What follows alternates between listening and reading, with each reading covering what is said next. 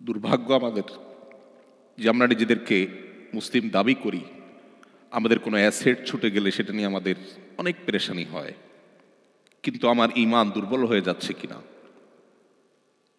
আমি কুফরের কাছাকাছি চলে যাচ্ছি কিনা, আমার ইসলাম দুর্বল হয়ে পড়ছে কিনা, সেটা নিয়ে আমাদের তেমন কোনো পেরেশানি হয় না।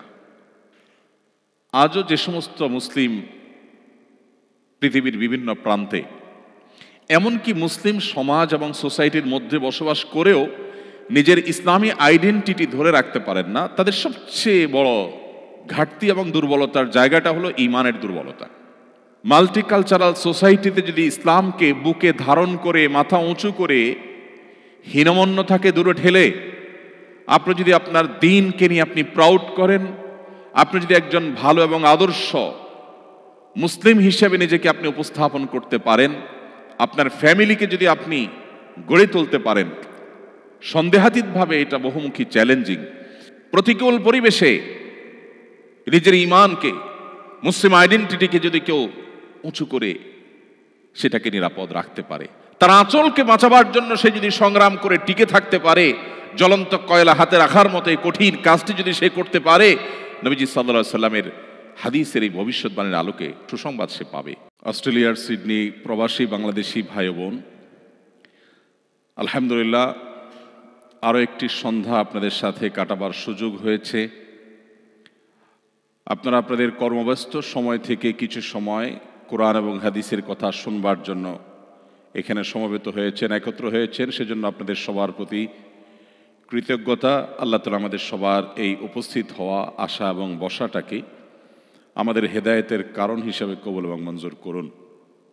Practising Islam in multicultural society, যেটি আমাদের প্রত্যেকের জন্য, বিশেষ করে এখানে যারা আমরা উপস্থিত আছি, পৃথিবীর এমন কোনো প্রান্তে মানুষ বসবাস করছেন যেখানে বিভিন্ন ভাষা, বিভিন্ন ধর্ম, বিভিন্ন চিন্তা, বিভিন্ন দর্শন এবং বিভিন্ন ন্যাশনালিটির মানুষজন বসবাস করে। সেই রকম পরিবেশে একজন মুসলিমের ইসলাম কিভাবে সেফ থাকবে, নিরাপদ থাকবে, তার পথ ও পন্থা কি হবে, তার রোড ম্যাপ কি হবে, আমরা সে সম্পর্কে কোরআন এবং হাদিসের আলোকে 7টি পয়েন্ট আপনাদের সঙ্গে আজ শেয়ার করব ইনশাআল্লাহ। এই 7টি পয়েন্ট আমরা যদি আমাদের জীবনে সঠিকভাবে এবং যথাযথভাবে বাস্তবায়ন করতে পারি, আল্লাহ তাআলার উপর ভরসা রেখে আশা করা যায় আল্লাহ রাব্বুল আলামিন ঈমান এবং আমলের জন্য প্রতিকূল এবং শত বাধা বিপত্তির পরিবেশে থেকেও আমাদের ঈমান এবং আমলকে সেফ এবং নিরাপদ করবেন ইনশাআল্লাহ তাআলা। এই পুরো সৃষ্টি জগতের সবকিছুই আল্লাহ তাআলার সৃষ্টি। আল্লাহ ছাড়া নভমণ্ডল এবং ভূমণ্ডলের প্রতিটি ইঞ্চি জায়গা, প্রতিটি সৃষ্টি আল্লাহ রাব্বুল আলামিন নিজে সৃষ্টি করেছেন। এগুলোর সৃষ্টিকর্তা আল্লাহ তাআলা, পালনকর্তা আল্লাহ তাআলা।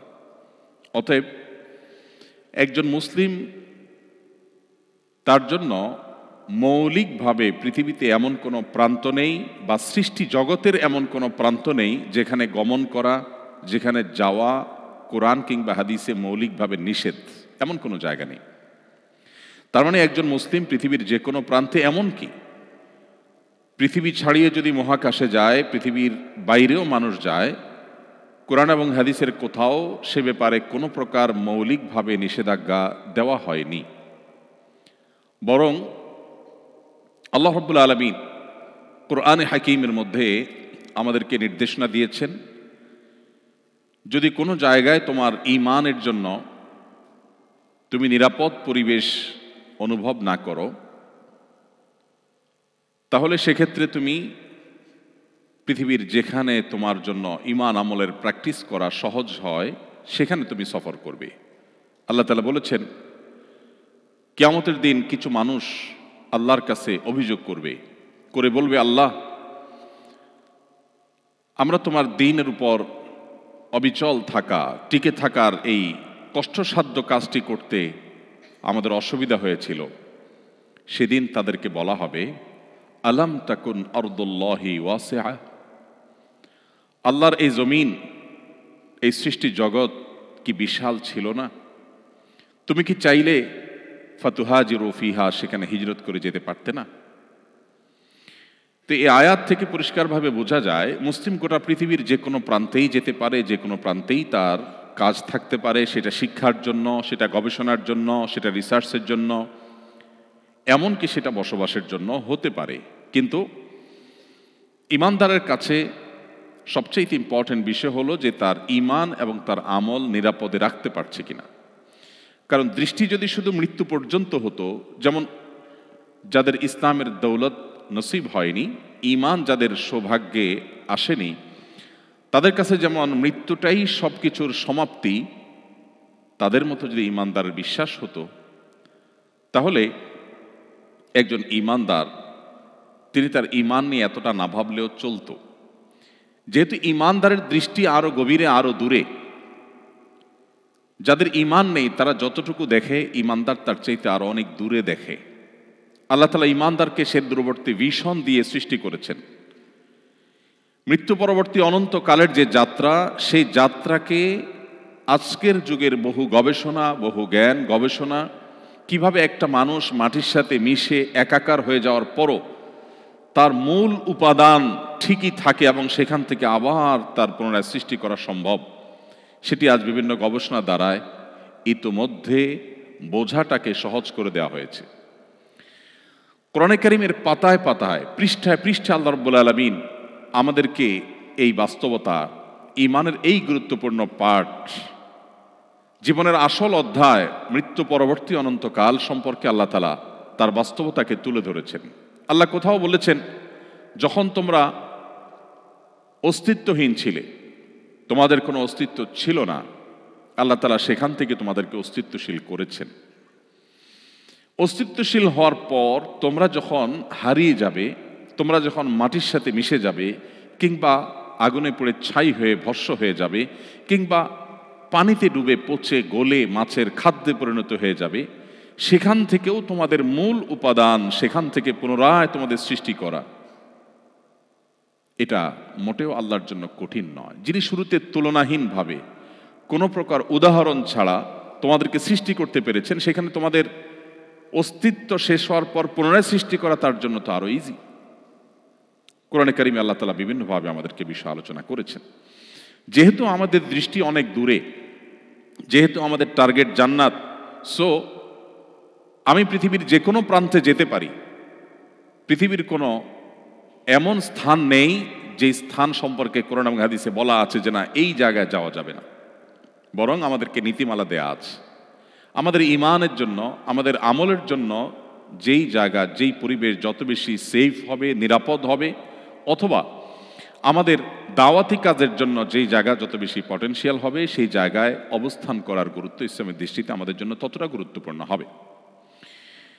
এখন বিষয় হলো, আমরা যারা ইতোমধ্যে এমন একটি পরিবেশে বসবাস করছি, যেই পরিবেশে বিভিন্ন কালচারের, বিভিন্ন ধর্মের, বিভিন্ন দৃষ্টিভঙ্গির, বিভিন্ন বিশ্বাসের মানুষ বসবাস করে, তাদের মধ্যে আমরা বসবাস করতে গিয়ে আমাদের ঈমানকে কিভাবে আমরা নিরাপদে রাখবো, কিভাবে আমরা প্র্যাকটিসিং মুসলিম হব, তার জন্য সর্বপ্রথম এবং প্রধান করণীয় হলো আমাদের ঈমানটাকে শক্তিশালী করা।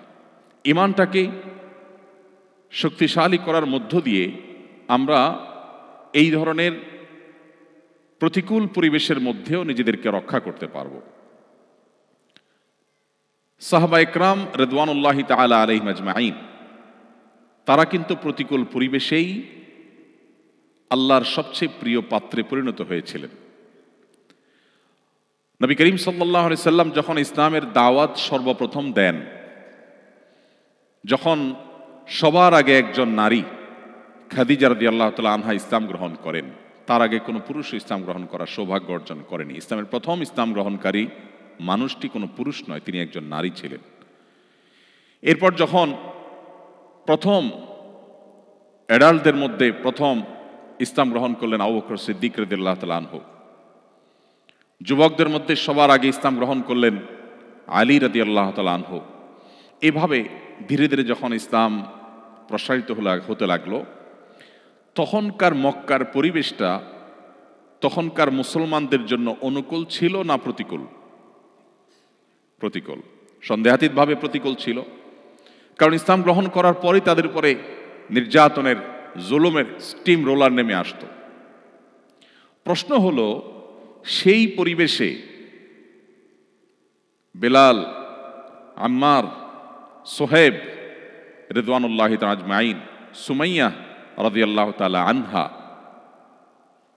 এই সমস্ত মানুষগুলোর উপরে নির্যাতনের হেন কোনো উপায় নেই যেটা অ্যাপ্লাই করা হয়নি। শুধু বেলাল রাদিয়াল্লাহু তাআলা আনহুকে ইসলাম থেকে বের করবার জন্য তাকে যে পরিমাণ প্রহার করা হতো, প্রতিটা হাদিসের কিতাবের পাতায় পাতায় তার অত্যাচারের ইতিহাস, সিরাতের গ্রন্থের পাতায় পাতায় পৃষ্ঠা পৃষ্ঠা উঠে এসছে যে তাকে মারতে মারতে সেন্সলেস করে ফেলা হতো। এবং মক্কার যে উত্তাপ তখন ছিল, সে উত্তপ্ত রোদের মধ্যে যে পাথর আগুনের মতো উত্তপ্ত হয়ে গেছে ভর দুপুরে, তাকে সে পাথরের উপরে শুইয়ে তার বুকের উপর আরেকটি আগুনের মতো গরম পাথর চাপা দিয়ে রাখা হতো। তার চামড়া সে উত্তাপে গলে রীতিমতো পাথর ঠান্ডা হয়ে যেত, শুধু মৃত্যু বাকি থাকত। ঠিক সেই সময়ও তিনি বলতেন আহাদ আহাদ, অর্থাৎ তোমরা যে আমাকে আল্লাহর একত্ববাদ থেকে দূরে সরাবার চেষ্টা করছো, এই পরিস্থিতিতেও আমি স্বীকারোক্তি দিচ্ছি আল্লাহ এক, অদ্বিতীয়, তার কোনো শরীক নেই। আমি আর আমার ঈমানের উপরে অটল অবিচলতার কথা এই মুহূর্তেও দিচ্ছি। প্রশ্ন হলো, মক্কার সে সময়ের গুটি কয়েক মুসলিম, তারা পরিপূর্ণ যে প্রতিকূল পরিবেশ ঠেলে নিজেদের ঈমানের, ইসলামের আইডেন্টিটিকে তারা ধারণ করে রাখতে পেরেছিলেন, সেটা আজ আমরা যেই চ্যালেঞ্জগুলো মোকাবেলা করছি সেই তুলনায় কম ছিল না বেশি ছিল? অনেক বেশি ছিল। আমাদেরকে কেউ ইসলাম চর্চা করতে বাধা সৃষ্টি করে না এখানে, কিন্তু দুর্ভাগ্য এরপরও আমরা ট্র্যাক থেকে সরে যাই, আমাদের আইডেন্টিটি পরিবর্তন হয়ে যায়, আমরা হীনমন্যতায় ভুগি, আমাদের ঈমানি দুর্বলতা আমাদেরকে গ্রাস করে ফেলে। সম্মানিত উপস্থিতি, কি সেই সিক্রেট ছিল, যেই সিক্রেট বেলালকে, আম্মারকে, সালমানকে, সোহেবকে রিদওয়ানুল্লাহ তাআলা আজমাইন, সমস্ত সাহাবা একরামকে এই প্রতিকূল পরিবেশের মধ্যেও তাদের ঈমানকে সমুন্নত রাখতে সাহায্য করেছিল। শুধু ঈমানকে সমুন্নত রাখতে সাহায্য করেছে তা নয়, প্রতিকূল পরিবেশে যারা ঈমানের বলে বলিয়ান হয়ে নিজেদেরকে টিকিয়ে রাখতে পারে, এই মানুষগুলোই পৃথিবীর পট পরিবর্তনের মহানায়ক হতে পারে, যেমনটি হয়েছিলেন এই সমস্ত সাহাবা একরাম।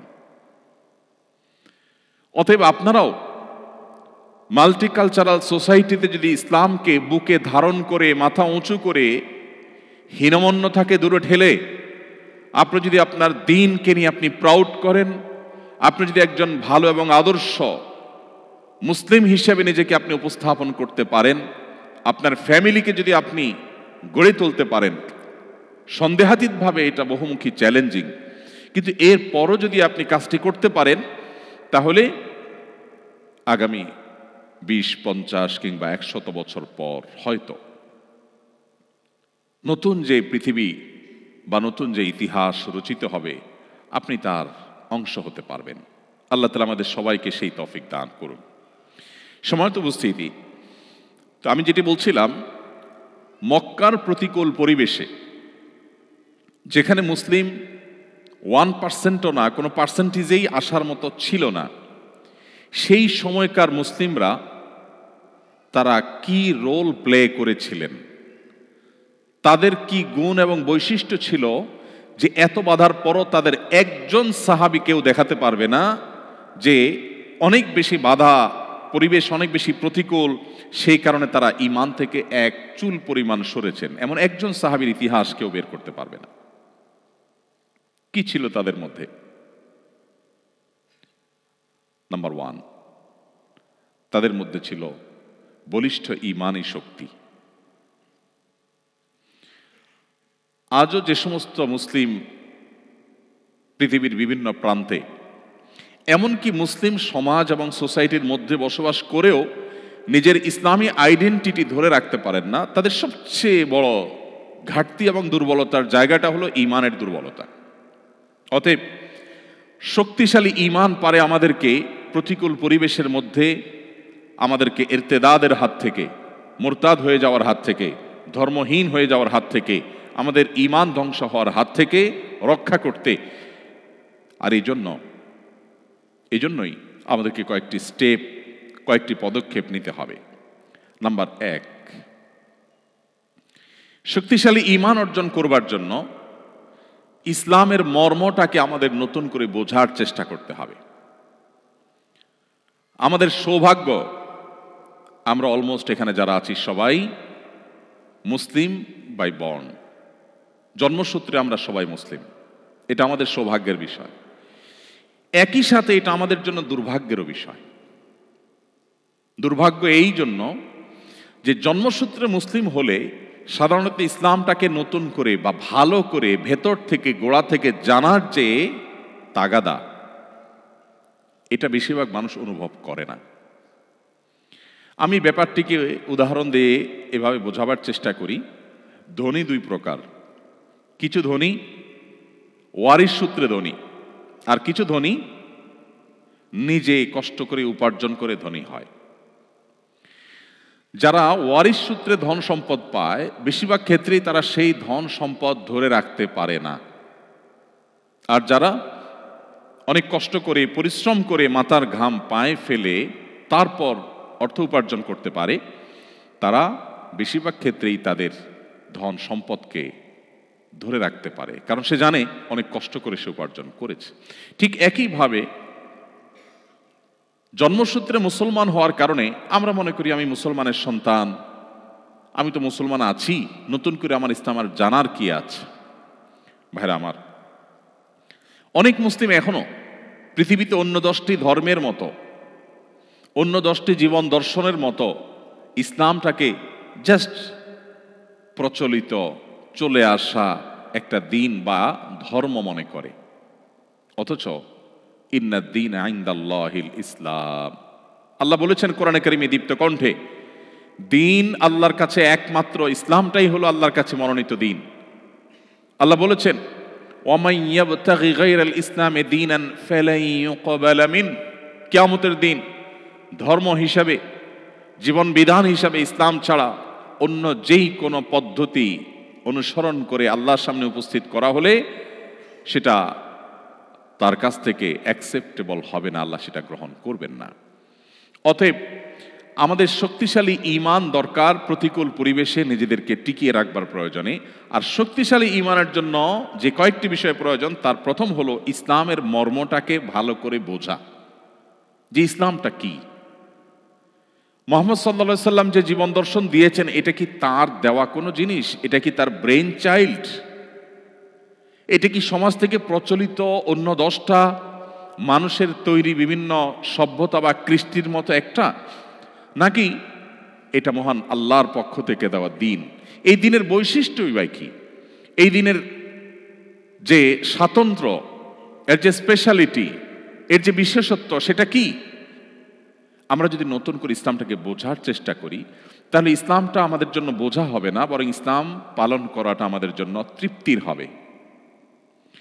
ঠিক একইভাবে আমাদের সন্তানরা যদি ইসলামকে শুরু থেকে বুঝে, গোড়া থেকে বুঝে, এর দার্শনিক দৃষ্টিভঙ্গিটাকে বুঝে, তাহলে সেক্ষেত্রে তারা ইসলামটাকে এনজয় করবে, ইসলামটাকে তারা তৃপ্তির সাথে পালন করবে, এবং ইসলাম পালন করাটা তাদের অন্য 10টা গতানুগতিক রেওয়াজ, রসম, সমাজের প্রচলনের মতো একটা বিষয় মনে হবে না।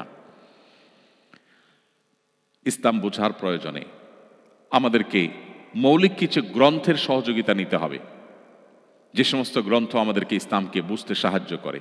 আমাদেরকে কোরআন খুলতে হবে, আমাদেরকে হাদিস খুলতে হবে, আমাদেরকে নিয়মতান্ত্রিকভাবে ইসলাম শেখার যে প্রসেস এবং পদ্ধতিগুলো আছে সেগুলো অবলম্বন করতে হবে।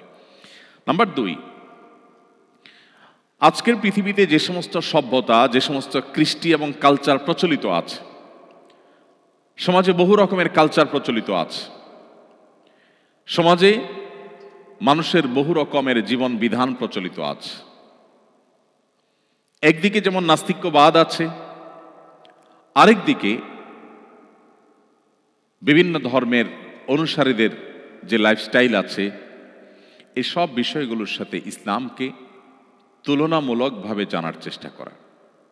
কম্পারেটিভ নলেজ যদি আমরা অর্জন করতে পারি, ইসলাম এবং প্রচলিত অন্যান্য কৃষ্টি কালচারের পার্থক্যের জায়গাগুলো কি, তাহলে সেক্ষেত্রে আমাদের ঈমান অনেক বেশি শক্তিশালী হবে ইনশাআল্লাহ। এবং এটার জন্য বহু বই পুস্তক আছে, বহু গবেষণা আছে, বহু আর্টিকেল আছে, বহু লেকচার আছে, সেগুলো আমাদের জন্য সহায়ক হতে পারে। আজ থেকে বহু বছর আগে থেকে প্রয়াত ডক্টর আহমদ দিদাত রাহিমাহুল্লাহ তিনি যে কাজ শুরু করেছিলেন, এবং তারও আগে ভারতবর্ষের আরো কয়েকজন বড় বড় মনীষী, ইজহারুল হক গ্রন্থের রচয়িতা, তিনি যে মহাগ্রন্থ লিখেছেন, বিশেষ করে যখন মানুষের মনের মধ্যে ঈমান দুর্বল হয়ে যাচ্ছিল, সেরকম একটা সময়ে মানুষকে প্রতিকূল পরিবেশ থেকে বাঁচাবার জন্য যে সংগ্রাম তারা করেছিলেন, তাদের মধ্যে আরেকজন মনীষীর কথা বলতে পারি, তুরস্কের, যার নাম হলো বদিউজ্জামান সাইদ নুরসি রাহিমাহুল্লাহ। আপনি বদিউজ্জামান সাইদ নুরসি রাহিমাহুল্লাহর জীবনী যদি আপনি অধ্যয়ন করেন, আপনি অবাক হবেন। কামাল আতাতুর্কের সময় একটি মুসলিম সমাজকে, মুসলিম দেশকে পরিপূর্ণভাবে যখন ধ্বংস করে শেষ করে দেওয়া হয়, মুসলিম আইডেন্টিটির শেষ নিশানাটুকু যখন বুটের নিচে পিষ্ট করে দেওয়া হয়, একটা সমাজের খাঁজে ভাঁজে থাকা ইসলামের কণাগুলোকে ধুয়ে মুছে যখন পরিষ্কার করে দেওয়া হয়, আল্লাহর নাম উচ্চারণ করবার মতো কোনো মানুষ যখন ছিল না, এরকম একটা পরিবেশ অনেকটা করে ফেলতে যখন তারা সক্ষম হয়েছিল, তিনি জেলে থেকে কোরআনের নতুন আঙ্গিকে তাফসির শুরু করলেন এবং তরুণদেরকে, জেনারেল শিক্ষিত তরুণদেরকে, বিজ্ঞান মনস্ক তরুণদেরকে বিজ্ঞানে উন্নতি অগ্রগতির পাশাপাশি তাদের ঈমান এবং ইসলামের যে আইডেন্টিটি, সেটার উপরে তাদেরকে আবারও দারুণভাবে তাদের মনোবলকে চাঙ্গা করছিল, তাদের ঈমানকে শক্তিশালী করছিল। তার সে ঐতিহাসিক মহাগ্রন্থকে রাসায়েলুন নূর বলা হয়। আজকে যে সেখানে ইসলামের পক্ষে কথা বলার মতো মানুষ ধীরে ধীরে বাড়ছে, আবারও তারা যে কামব্যাক করেছে, এটার পেছনে বদিউজ্জামান সাইদ নুরসি রাহিমাহুল্লাহর অবদান নিয়ে বহু গবেষণা পৃথিবীতে হয়েছে, হচ্ছে, হয়তো আরো সামনে হবে। আমি শুধুমাত্র এই পার্টটুকু এনেছি যে আমরা যারা মাল্টিকালচারাল সোসাইটিতে থেকেও আমাদের ঈমানকে, ইসলামকে আমরা ধরে রাখতে চাই, তাহলে একদিকে ইজহারুল হক গ্রন্থ, অপরদিকে যেটার বাংলা অনুবাদ হয়েছে, ইংলিশ অনুবাদ আছে, অপরদিকে বদিউজ্জামান সাইদ নুরসি রাহিমাহুল্লাহর এই রাসায়েলুন নূর, অপরদিকে ডক্টর আহমদ দিদাত রাহিমাহুল্লাহ থেকে নিয়ে সমকালীন সময়ে ডক্টর জাকির নায়েক সহ যে সমস্ত স্কলাররা মানুষের এই সময়ে অন্তরে যে ঈমানের প্রতি সংশয় তৈরি হয়েছে নানা কারণে, সেটা দূর করবার জন্য যারা কাজ করছেন, বিশেষ করে ঈমানকে শক্তিশালী করবার জন্য অন্যান্য কৃষ্টি এবং কালচারের সাথে ইসলামের কালচারের যে কম্পারেটিভ আলোচনা তারা উপস্থাপন করেছেন, সেটা আমাদের ঈমানকে শক্তিশালী করতে অনেক বেশি কার্যকর ভূমিকা রাখে। অতএব আমাদের সন্তানদেরকে, আমাদের ছেলে মেয়েদেরকে যদি এই সমস্ত বইয়ের সাথে আগে থেকে পরিচিত করানো যায়, তারা যদি এগুলো সত্যি পড়ে শেষ করতে পারে, তাহলে আমি বিশ্বাস করি যে তারা শুধুমাত্র এই সমস্ত বাধা পেরিয়ে ঈমানদার হিসাবে ঠিকই থাকা নয়, বরং তারা ইসলামের দায়ী হওয়ার জন্য অনুপ্রাণিত হবে ইনশাআল্লাহ তাআলা।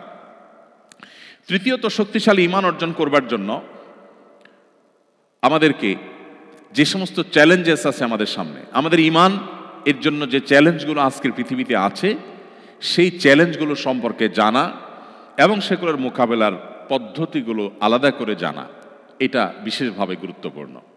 এবং সর্বশেষ যে বিষয়টি বলবো তা হলো যে আমাদের ঈমানের যে নবায়ন, এটা আমাদের প্রতিনিয়ত করতে হবে। প্রতিনিয়ত ঈমানের নবায়নটা শুধুমাত্র এই মাল্টিকালচারাল সোসাইটিতেই নয়, আপনি মুসলিম সোসাইটিতে বসবাস করলেও এটা রুটিন ওয়ার্ক। দুর্ভাগ্য আমাদের, আমরা যে একবার নিজেকে মুসলিম পরিচয় দিয়েছি, সেই পরিচয়ের উপর আমরা মৃত্যু পর্যন্ত টিকে থাকি। এর মধ্যে যে বারবার করে আমার ইমানের মিটারকে বাড়াবার চেষ্টা করতে হয়, ইমান যে ওঠানামা করে, আমার ইমানের মধ্যে যে কখনো সন্দেহের দানা বেঁধে যেতে পারে, সংশয় আসতে পারে, আমি যে সংশয়বাদের মধ্যে প্রবেশ করতে পারি, আমি যে নানাভাবে আক্রান্ত হয়ে ইমান হারা হতে পারি, সেই চান্সের কথা আমরা বেশিরভাগ মানুষ ভুলে যাই। আমরা এখানে যারা আছি, অজু ভঙ্গের কারণ কি?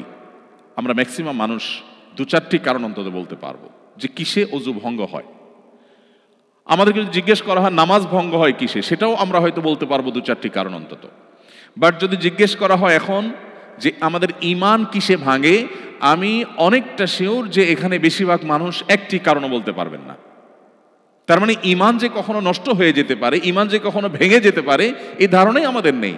বরং আমাদের দেশে বিভিন্ন নেতৃস্থানীয় ব্যক্তিবর্গ বিভিন্ন সময়ে এমনভাবে কথা বলেন যেন ইমান হলো লোহার চাইতেও শক্তিশালী কোনো পদার্থ।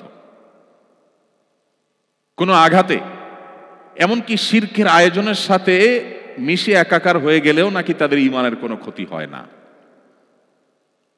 যার কারণে ইমান নবায়ন করার গুরুত্বটা আমরা বুঝি না। ইমান কিভাবে নবায়ন করতে হয়, এর গুরুত্বটা কি আমরা জানি না। নবী করিম সাল্লাল্লাহু আলাইহি সাল্লাম সেই সময় যখন এই চ্যালেঞ্জগুলো ছিল না, তখন বলেছেন জাদ্দিদু ঈমানাকুম, তোমাদের ঈমানকে তোমরা নবায়ন করো, ঈমানকে রিনিউ করো। কিলা কাইফা নুজাদ্দিদু ঈমানানা ইয়া রাসূলুল্লাহ, হে আল্লাহর রাসূল, আমরা কিভাবে আমাদের ঈমানকে নবায়ন করতে পারি?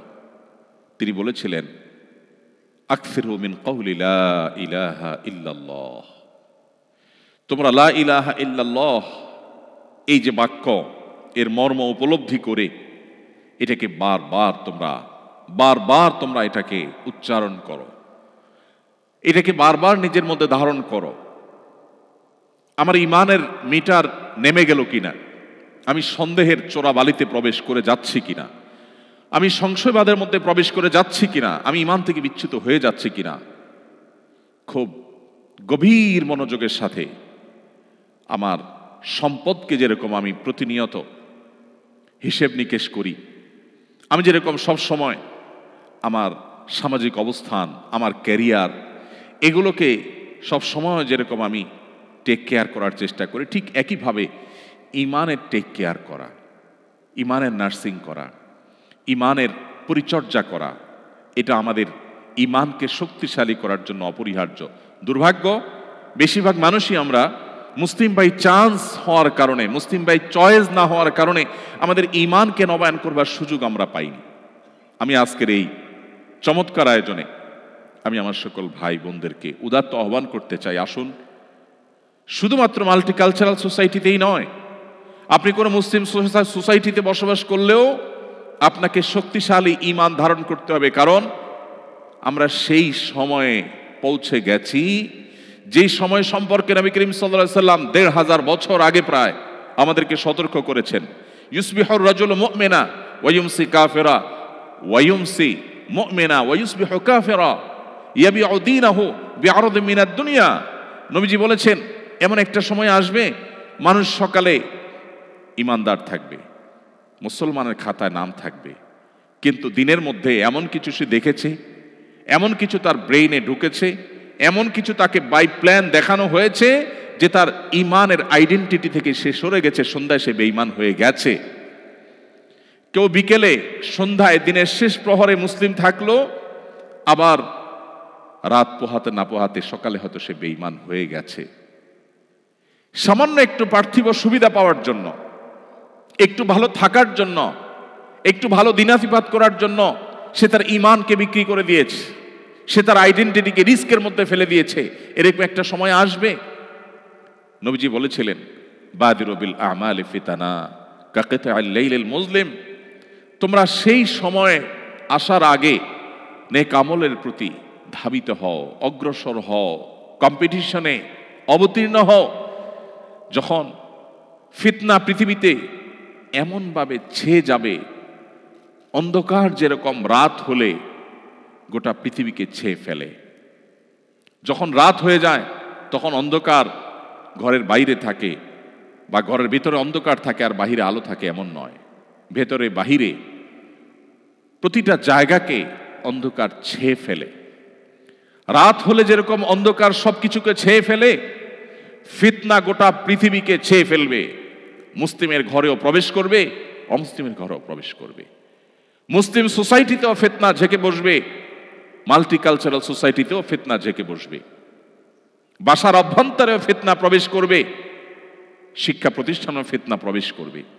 ভাইরা আমার, নবীজি সাল্লাল্লাহু আলাইহি সাল্লাম আমাদের বড় আপন ছিলেন।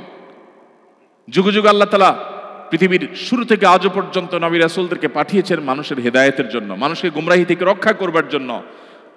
আমাদের নবীজি বলেছেন, কোন আগুন জ্বালাবার পর পতঙ্গ বা পোকা এসে যেরকম আগুন উপরে ঝাঁপ দিয়ে পড়ে এবং আত্মাহুতি দেয়, তোমরা সেরকম জাহান্নামে প্রবেশ করবার জন্য দলে দলে ছুটে বেড়াও, কখনো অর্থ উপার্জনের নামে, কখনো হায়ার এডুকেশনের নামে, কখনো তোমার সামাজিক অবস্থানের নামে, কখনো তোমার ক্যারিয়ারকে ডেভেলপ করবার নামে। এক এক সময় এক এক নামে তুমি জাহান্নামের দিকে যখন ধাবিত হতে থাকো, তুমি জানো না কোন দিকে যাচ্ছ। তুমি ছুটে চলেছ তোমার জাহান্নামমুখী সে যাত্রা এবং ছুটে চলাকে থামাবার জন্য। নবীজি বলেছেন, ওয়া আনা আখিযুম বিহুজুজিকুম মিনান নার, আমি তোমাদের কোমর ধরে ধরে টেনে টেনে জাহান্নাম থেকে বাঁচাবার চেষ্টা করি, এটা আমার দায়িত্ব। সেই নবীজি বলে গেছেন আমাদেরকে যে একটা সময় আসবে ফিতনা আসমান থেকে অনবরত পতিত হবে। কাওয়াকাইল মাতর, বৃষ্টির ফোঁটা যেরকম অনবরত টপ টপ করে পড়তে থাকে, ফিতনা এরকম করে পড়তে থাকবে। ভাইরা আমার, আমরা সম্ভবত সেই সময়টা এখন পার করছি। চতুর্দিকে ফিতনার যে ভয়াবহ অন্ধকার, যে ফিতনায় আমরা হারিয়ে যাচ্ছি, যে ফিতনায় আমাদের অস্তিত্ব বিলীন হওয়া উপক্রম, ঠিক এরকম সময়ে যদি আমরা ঈমানের উপর অটল থাকতে পারি, তার বৈশিষ্ট্যটা কি, তার লাভটা কি? সুবহানাল্লাহ। তিরমিজি বর্ণিত আরেকটি হাদিসে নবী করিম সাল্লাল্লাহু আলাইহি ওয়াসাল্লাম বলেছেন, এমন একটা সময় আসবে যখন ঈমানের উপরে অটল থাকাটা জ্বলন্ত জ্বলন্ত কয়লা, আগুনের কয়লা হাতে রাখার চাইতে কঠিন হবে, বা হাতে রাখার মতো হবে। নবীজি বলেছেন, সেই সময় সবর করাটা, ঈমানের উপরে টিকে থাকাটা, সমাজের সবাই একটা স্রোতে দৌড়ায়, তার বিপরীতে দৌড়ানো সহজ বিষয় নয়। কিন্তু এই কাজটা যারা করতে পারবে, নবীজি বলেছেন তাদের কাজটা কষ্টসাধ্য এতটাই যে জ্বলন্ত আগুনের কয়লা হাতে রাখার চাইতেও বা রাখার মতো কষ্টের, কিন্তু এর বিনিময়টা আবার সেরকম ঈর্ষণীয়।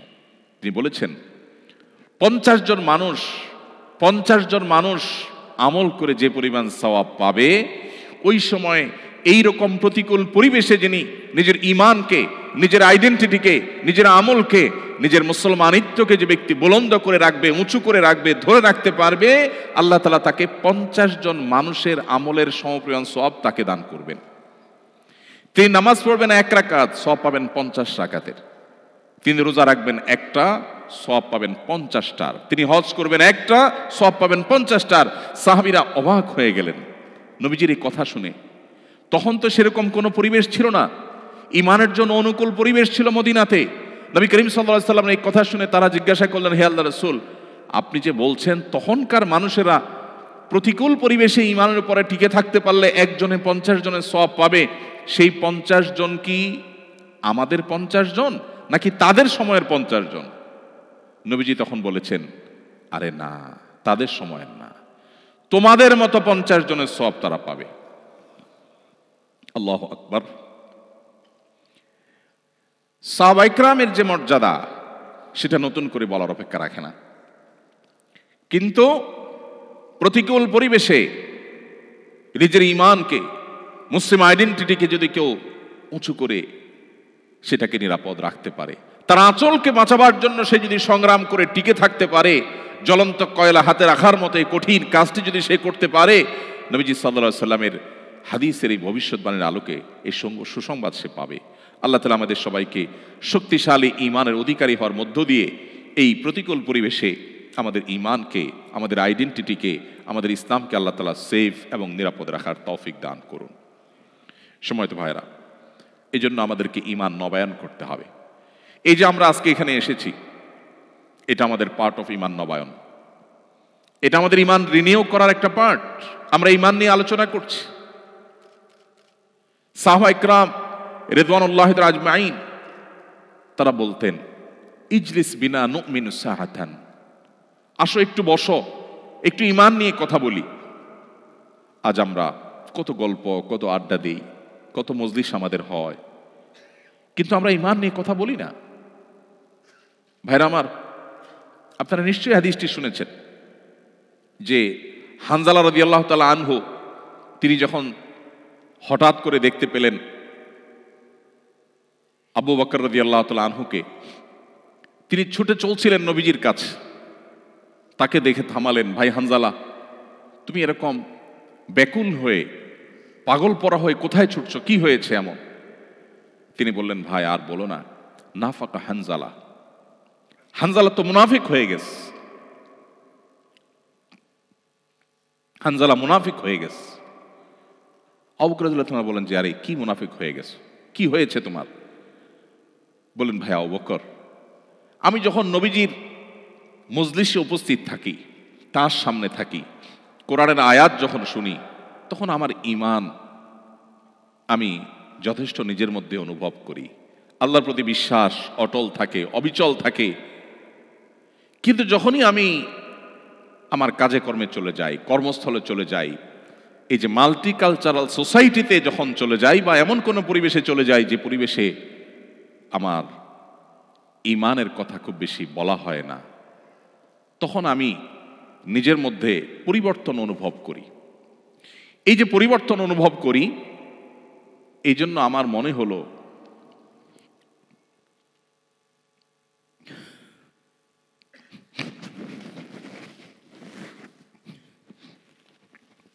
তার মনে হলো যে তিনি না জানি মুনাফিক হয়ে যাচ্ছেন। দুর্ভাগ্য আমাদের যে আমরা নিজেদেরকে মুসলিম দাবি করি, আমাদের কোনো অ্যাসেট ছুটে গেলে সেটা নিয়ে আমাদের অনেক পেরেশানি হয়। দেশে হয়তো আমার কোনো অ্যাসেট আছে, সেটা কেউ দখল করে ফেলছে, এটা নিয়ে আমাদের অনেক পেরেশানি হয়, হওয়াটা স্বাভাবিক।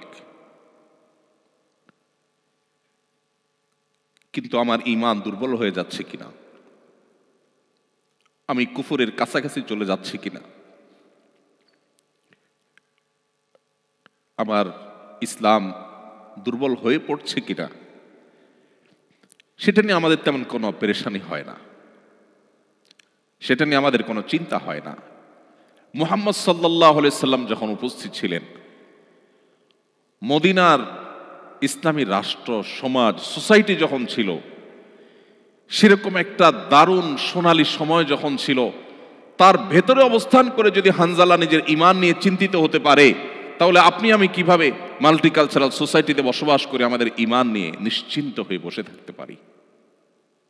প্রিয় ভাইরা, ঈমানকে সেভ করার জন্য, ঈমান নিয়ে আপনার ব্যাকুলতা, আপনার বিচলিত হওয়া, ঈমান নিয়ে আপনার পেরেশানি, ঈমান নিয়ে আপনার ভাবনা, এটাই আপনাকে সেভ করার জন্য সবচেয়ে বড় সহযোগিতা করবে ইনশাআল্লাহ। এই জন্য আমাদেরকে ঈমান নবায়ন করতে হবে। এখানে আমরা এসেছি ঈমান নবায়নের জন্য। আমরা ঈমানের কথা বলবো, ঈমানের কথা শুনবো, ঈমানের আলোচনা করব, ঈমানের পর্যালোচনা করব। এই বিষয়গুলো আমাদেরকে ঈমান নবায়ন করতে সাহায্য করবে ইনশাআল্লাহ। তাহলে প্রথম পয়েন্ট আমি শেষ করলাম 7টি পয়েন্টের। মাল্টিকালচারাল সোসাইটিতে ইসলাম প্র্যাকটিস করবার জন্য প্রথম যে বিষয়টি প্রয়োজন, সেটি হলো শক্তিশালী ঈমান। আল্লাহ রাব্বুল আলামিন সেই শক্তিশালী ঈমান আমাদের সবার বক্ষে ধারণ করার তৌফিক দান করুন। নাম্বার 2, দ্বিতীয়ত যে বিষয়টি প্রয়োজন তা হলো দ্বীনের বেসিক বিষয়গুলোর জ্ঞান। একজন মুসলিম হিসাবে এটি আমাদের অর্জন করা অপরিহার্য।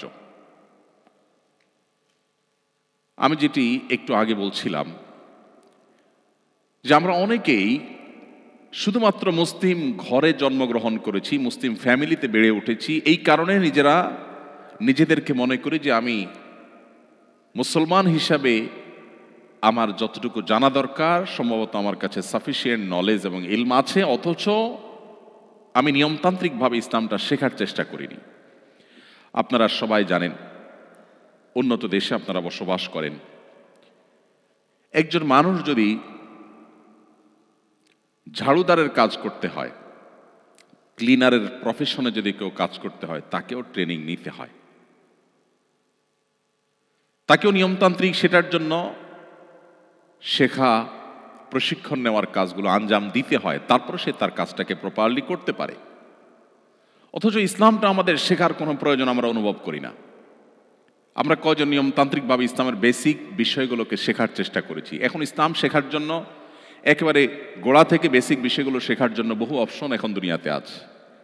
ডক্টর বেলাল ফিলিপসের অনলাইন ইসলামী বিশ্ববিদ্যালয় যেমন আছে, এখন সেটা জেনারেল বিশ্ববিদ্যালয়ে পরিণত হয়েছে নাম পরিবর্তন হয়ে অনলাইনে, এবং সেটার বাইরে আমাদের দেশে অনেকগুলো প্ল্যাটফর্ম হয়েছে, যে প্ল্যাটফর্মগুলোতে আমরা চাইলে আমাদের দিনকে নতুন করে আমরা জানতে পারি, শিখতে পারি।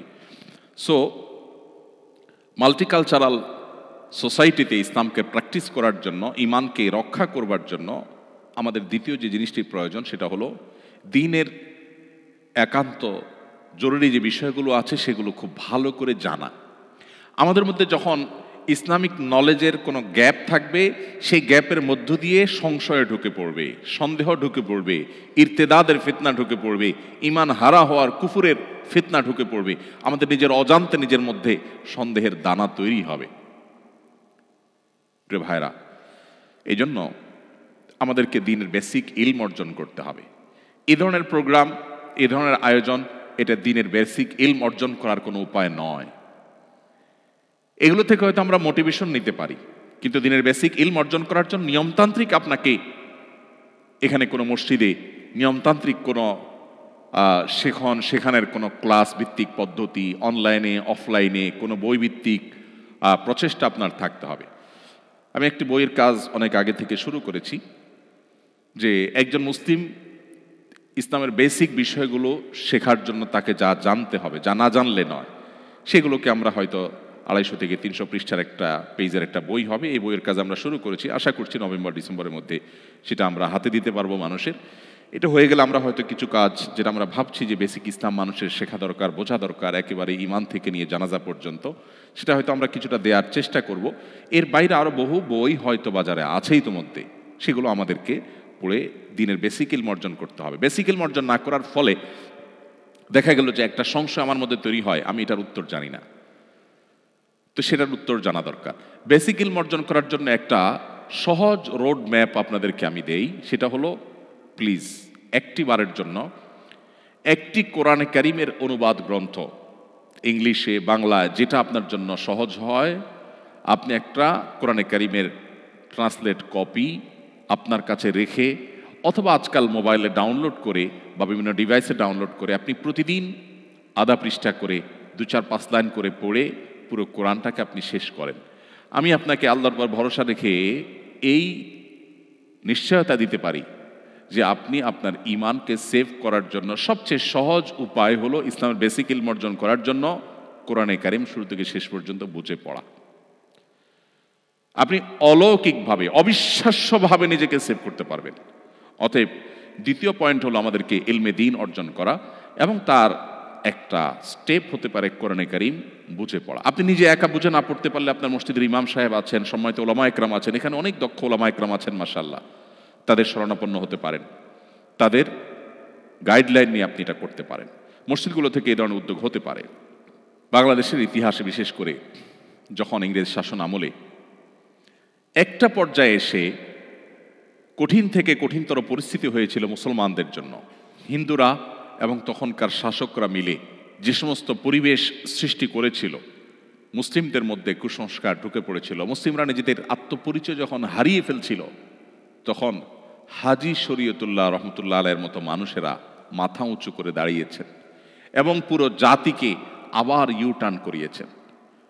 কোথাও হাজী শরীয়তুল্লাহ, কোথাও তুরস্কের বদিউজ্জামান সাইদ নুরসি রহমাহুল্লাহ, যুগে যুগে যুগ সংস্কারগণ অধঃপতন থেকে মুসলিম জাতিকে রক্ষা করবার জন্য এসেছেন। আল্লাহ তাআলাই যুগ সংস্কারকদেরকে পাঠান। নবী সাল্লাল্লাহু আলাইহি ওয়াসাল্লাম হাদিসে বলে গেছেন, প্রতি 100 বছরের মধ্যে একজন করে সংস্কারক আছে, যেই সংস্কারকের কাজ হয় অধঃপতিত মুসলিম জাতিকে আবার উদ্ধার করবার চেষ্টা করা। অতএব সেই প্রচেষ্টার অংশ হিসেবেই দিনের বেসিক বিষয়ের ইলম যখন আমরা অর্জন করব, ইনশাআল্লাহ ইলম আমাদেরকে, কোরআন হাদিসের ইলম আমাদেরকে সেভ করবে মাল্টিকালচারাল সোসাইটিতে আমাদের ঈমান এবং আমলের জন্য যে থ্রেডগুলো আছে সেগুলো থেকে। নাম্বার 3, 5 ওয়াক্ত নামাজকে সর্বোচ্চ গুরুত্বের সাথে আদায় করা। নামাজের যে পাওয়ার, নামাজের যে শক্তির জায়গাটা, এটা আমরা অনেকেই অনুভব করি না। আমরা মনে করি নামাজটা জাস্ট আল্লাহ অর্ডার করেছেন তাই আমাকে পালন করতে হয়। নামাজের যে একটা স্পিরিচুয়াল, আধ্যাত্মিক বিশাল বড় পাওয়ারের জায়গা আছে, এটা আমরা অনেকে অনুভব করি না। এই জন্য ঈমানের পর ইসলামের সবচেয়ে বড়, সবচেয়ে গুরুত্বপূর্ণ বিধানের নাম হলো 5 ওয়াক্ত নামাজ। ঈমানের পর 5 ওয়াক্ত নামাজের চাইতে গুরুত্বপূর্ণ বা ইম্পর্টেন্ট কোনো বিধান ইসলামে আর নেই। বিষয়টা এত গুরুত্বপূর্ণ যে কোরআনে কারীমে সলাতুল খৌফ সম্পর্কিত একটা ধারণা দেওয়া হয়েছে, বিধান দেওয়া হয়েছে। আপনারা অনেকেই তেলাওয়াত করেন, অনেকে জানেন। যদি কেউ সম্মুখ সমরে লিপ্ত থাকে, মুখোমুখি যুদ্ধ যেটাকে বলে, আগের যুগে যেটা হতো, সেই মুখোমুখি যুদ্ধে যদি কেউ রত থাকে, এমত অবস্থায় তার নামাজ পড়ার যখন সময় হবে তখন তিনি কিভাবে নামাজ পড়বেন? যোদ্ধাদের, সৈনিকদের একটা দল তারা শত্রুপক্ষের সঙ্গে লড়াই করবে, আত্মরক্ষা করবে। আরেকটা দল একজন ইমামের অধীনে 1 রাকাত নামাজ পড়বে। 1 রাকাত নামাজ পড়ে শেষ করার পর তারা চলে যাবে। অথচ 1 রাকাত নামাজ পড়ে তো নামাজ শেষ হয় না 2 রাকাতের নিচে। মুসাফির অবস্থায় 2 রাকাত, সলাতুল খৌফ 2 রাকাত। এই 2 রাকাত অবস্থার যে নামাজ, সেটা 2 রাকাত নয়, বরং 1 রাকাত পড়ে তারা চলে যাবে। কেন? কারণ এটা রণাঙ্গন, এটা সাধারণ জায়গা নয়, এতগুলো মানুষের জীবনের ব্যাপার। সো তারা যে আবার রণাঙ্গনে যুদ্ধে লিপ্ত হবে, এতক্ষণ যারা যুদ্ধে নিজেদের নিরাপত্তার চাদরে ঢাকার জন্য লড়ছিল, তারা আবার এসে ওই ইমাম যিনি আছেন তিনি ইমামতি করবেন, তার পিছনে ইমামের 2য় রাকাতে তারা এসে জয়েন করবেন। তার মানে তাদের 1ম রাকাত হবে। এরপর এরা আবার 1 রাকাত পড়ে আবার চলে যাবে। প্রথম যে গ্রুপটা 1 রাকাত পড়েছিল তারা আবার ব্যাক করে 2য় রাকাত পড়বে। এর মধ্যে ইমামের নামাজ শেষ হয়ে যাবে, তারা নিজেরা একা একা 2য় রাকাত শেষ করবে। এরপরে তারা আবার যাওয়ার পরে 2য় গ্রুপ এসে তাদের 2য় রাকাত আদায় করবে। আপনি একটিবার ভাবুন, আল্লাহ রাব্বুল আলামিন তো এই বিধানটা দিতে পারতেন যে যেহেতু জীবন রক্ষার প্রশ্ন, সো লড়াই করো, এখন নামাজ দরকার নাই, জীবন বাঁচলে তখন পড়িও। ইসলামের নামাজের ইম্পর্টেন্সি কোন লেভেলে হলে যে এইরকম পরিস্থিতিতে পর্যন্ত আপনাকে রাকাত ভাগ করে নামাজ পড়ার বিধানও দেয়া হয়েছে, এই বিধান ছিল। এটা নামাজের গুরুত্ব আমাদেরকে বুঝতে সাহায্য করে। আমরা অনেকেই হয়তো জেনে থাকব, আমাদের প্রিয় নবী সাল্লাল্লাহু আলাইহি ওয়াসাল্লাম তার জীবনের সবচাইতে গুরুত্বপূর্ণ কাজ ছিল নামাজ। কানা ইজা হাজাবাহু আমরুন ফাজা ইলা সালাহ। নবীজি যখনই কোনো কঠিন পরিস্থিতির মধ্যে পড়তেন, নামাজের দিকে ধাবিত হতেন। যখনই মনটা খারাপ থাকতো, পেরেশান হতেন, বেলাল রাদিয়াল্লাহু তাআলাকে বলতেন, আরিহনা বিহা ইয়া বেলাল, ও বেলাল একটু আজান হাঁকো, একটু আজান হাঁকো, আজান হেঁকে নামাজের আয়োজন করো, আমাকে শান্ত করো, আমাকে একটু প্রশান্তি দাও। নামাজে কি তৃপ্তি ছিল! মা আয়েশা রাদিয়াল্লাহু তাআলা বলছেন, নবীজি যখন রাতে নামাজে দাঁড়াতেন, তাহাজ্জুদে দাঁড়াতেন, লা তাসআল আন হুসনিহিন্না ওয়া তুলিহিন্না, নবীজির সে নামাজের সৌন্দর্য, তার সে নামাজের কোয়ালিটি আর বলো না। তিনি যখন দাঁড়িয়ে কেরাত পড়তেন, মনে হতো তিনি বোধহয় আর রুকুতে যাবেন না। কত দীর্ঘ কেরাত হলে 1 রাকাতে সূরা বাকারা, লম্বা লম্বা সূরা শেষ করা যায়, ঘন্টাকে ঘন্টা দাঁড়িয়ে থাকা যায়। নামাজে কতটা তৃপ্তি হলে এটা সম্ভব হয়! এরপর তিনি যখন রুকুতে যেতেন, এত দীর্ঘ সময় ধরে রুকু করতেন। মা আয়েশা রাদিয়াল্লাহু তাআলা আনহা তিনি বলেন যে তার রুকু দেখে, সে রাতের নামাজের রুকু দেখে আমার মায়া হতো। ইস, তিনি কি আর মাথা উঁচু করবেন না? আবার যখন সেজদায় যেতেন, মনে হয় সেজদায় এই বুঝি তার শেষ সেজদা, আর মনে হয় মাথা উঠাবেন না। এত দীর্ঘ সময় নিয়ে নামাজ পড়তেন, এত লম্বা সময় নিয়ে নামাজ পড়তেন, এবং নামাজে দাঁড়িয়ে এত লম্বা সময় রুকুতে সেজদাতে অতিবাহিত করতেন সময় যে তার পা মুবারক ফুলে যেত। ভাইরা আমার, পা ফুলে যাওয়া কিন্তু কোনো স্বাভাবিক বিষয় নয়। আপনি অনেক সময় দাঁড়িয়ে থাকলে, একটা পজিশনে থাকলে হয়তো পা ব্যথা হয়ে যাবে, পা ফুলে যায়। এই ফুলে যাওয়াটা সাধারণ বিষয় না। কি পরিমাণ প্রেশার নিলে পা ফুলে যেত। নবী করিম সাল্লাল্লাহু আলাইহি সাল্লাম নামাজে সে তৃপ্তি পেয়েছেন। আজ দুর্ভাগ্য আমাদের কাছে নামাজটা জাস্ট বোঝা। নামাজটা জাস্ট, আমরা নামাজের সময় আসলে আমরা মুক্ত হওয়ার চেষ্টা করি, মানে নামাজটা পড়লাম, ঝামেলা শেষ হয়ে গেল। অথচ এটা আল্লাহর সাথে কানেক্টেড হওয়ার সুযোগ। আমার দিন রাত 24 ঘন্টার সবচেয়ে আবেগ ঘন সময়, আমার আল্লাহর সাথে কথোপকথনের সুযোগ। সহিহ মুসলিম বর্ণনা, নবী সাল্লাল্লাহু আলাইহি ওয়াসাল্লাম নামাজকে বলেছেন মুনাজাত মা আল্লাহ, আল্লাহর সাথে কথোপকথনের স্কোপ। অথচ এটা আজকে আমাদের কাছে বোঝা হয়ে গেছে। এই নামাজ, এটাকে যদি কোয়ালিটির সাথে আদায় করতে পারি, খুব ধীরস্থিরতার সাথে, লম্বা সময় নিয়ে, মনোযোগ সহকারে নামাজে কি বলছি সেগুলোর অর্থ বুঝে বুঝে আল্লাহর সাথে আমি যদি কনভারসেশনে, কথোপকথনে আমি রত হয়ে যাই, ডুবে যাই, তাহলে আমার মাল্টিকালচারাল সোসাইটিতে আমার ঈমান, আমার ইসলামের এই পরিচয়কে ধারণ করতে অনেক বেশি হেল্পফুল হবে। নামাজ অনেক বেশি হেল্প করবে। আপনারা আয়াত অনেকেই জানেন, আল্লাহ তাআলা বলেছেন ইন্নাস সালাতা তানহা আনিল ফাহশাই ওয়াল মুনকার। নামাজ মানুষকে অশ্লীল মন্দ কাজ থেকে বাঁচিয়ে রাখে। আমাদের অনেক ভাইরা আছে যারা ঠুনকো অজুহাতে নামাজ তরক করেন, বিশেষ করে এই ধরনের পরিবেশে আপনারা যেখানে আছেন। যে অফিসে আমার কলিগদের মধ্যে কেউ মুসলমান না, আমি একা মুসলিম, আমি একা নামাজ পড়লে কেমন দেখা যায়, সবাই তাকিয়ে থাকবে। অথবা আমি বাহিরে আছি, তো সেখানে নামাজ পড়তে গেলে কেমন দেখা যাবে, এখানে কোনো মসজিদ পাচ্ছি না আশেপাশে, এদিকে ওয়াক্ত শেষ হয়ে যাচ্ছে, তাহলে আমি নামাজ না পড়লে, নামাজ পড়তে গেলে সবাই আমার দিকে তাকিয়ে থাকবে, বা আমি একটু বিব্রতকর পরিস্থিতি পড়ব। এরকম ঠুনকো অজুহাতে আমরা অনেকে নামাজ ছেড়ে দেই। এটা হলো আমাদের ইমানের দুর্বলতার কারণে। আমার ইমানের দুর্বলতার কারণে একজন ইমানদার তার জীবনে কোনো অবস্থাতে তিনি নামাজ ত্যাগ করতে পারেন না। ইসলামে অনেক বিষয়ের ত্যাগ, এটার বিকল্প আছে, কিন্তু নামাজ ত্যাগের বিকল্প নেই। এই জন্য কোনো মুসলিম নামাজ ত্যাগ করতে পারেন না। মুহাম্মদ সাল্লাল্লাহু আলাইহি সাল্লামের সময় মুনাফিক যারা ছিল তারাও নামাজ পড়তো। যারা ভিতরে ভিতরে অমুসলিমদের চর ছিল, তারা নামাজের সময় মসজিদে উপস্থিত হতো। এই জন্য এই পরিবেশে যদি আপনি 5 ওয়াক্ত নামাজকে সর্বোচ্চ গুরুত্বের সাথে আদায় করেন, আপনি যদি একাকী কোথাও কোনো অফিসে থাকেন, একাকী নামাজ পড়বেন। আপনি অন্তত ফরজটুকু হলো আপনাকে পড়তেই হবে। আপনার লাঞ্চের ব্রেকের সময় আপনি ওয়াশরুমে যাওয়ার যে সময়টা পাবেন, সেই সময়টা থেকে সেভ করে আপনাকে নামাজ পড়তে হবে, যে কোনো মূল্যে পড়তে হবে। তো যদি কেউ নামাজের ব্যাপারে এই নো কম্প্রোমাইজের জায়গায় যেতে পারে, আশা করা যায় তার ঈমানকে আল্লাহ তাআলা সেভ করবেন। কারণ অন্যায় অশ্লীলতা থেকে সে বাঁচতে পারবে। এই নামাজ তাকে প্রতিহত করবে তার সমস্ত বাধাগুলোকে। এই জন্য নামাজের ব্যাপারে আমাদের সর্বোচ্চ গুরুত্ব আরোপ করতে হবে। আমাদের বোনরা অনেক সময় দেখা যায় এমন কোনো পরিবেশে যান যে পুরুষরা যেখানে সেখানে ঘাসের উপর দাঁড়িয়ে গেল, বোনরা দাঁড়াতে পারেন না, কিন্তু তাদেরকেও দাঁড়াতে হবে। সবাই তাকিয়ে থাকবে, থাকুক না। হ্যাঁ, আমি বলছি না আপনাকে মানুষের চলাচলের রাস্তায় আপনাকে দাঁড়িয়ে যেতে, আমি বলছি না আপনাকে এমন কোনো জায়গায় দাঁড়িয়ে যেতে মুসলমানদের সম্পর্কে এখানকার অন্য ধর্মাবলম্বীরা বাজে ভুল ধারণা নেয়, আমি সেটা বলছি না। নিশ্চয়ই আপনি 2 রাকাত নামাজ পড়ার মতো জায়গা আপনি বের করে নিতে পারবেন, সেটা আপনাকে করতেই হবে। অতএব এই জায়গাটাতে আমাদের কোনো কম্প্রোমাইজ করা চলবে না। আমাদের সাবকন্টিনেন্টে যারা আমরা মুসলমান, আমাদের মধ্যে একটা ধারণা জন্মেছে যে নামাজ না পড়লে কি হয়েছে, ঈমান আছে। অনেক বেনামাজিকে নামাজের কথা বললে বলে, ভাই নামাজ না পড়লে কি হয়েছে, আমার ঈমান আছে। নাম আতর আলী, গায়ের থেকে দুর্গন্ধ আসে।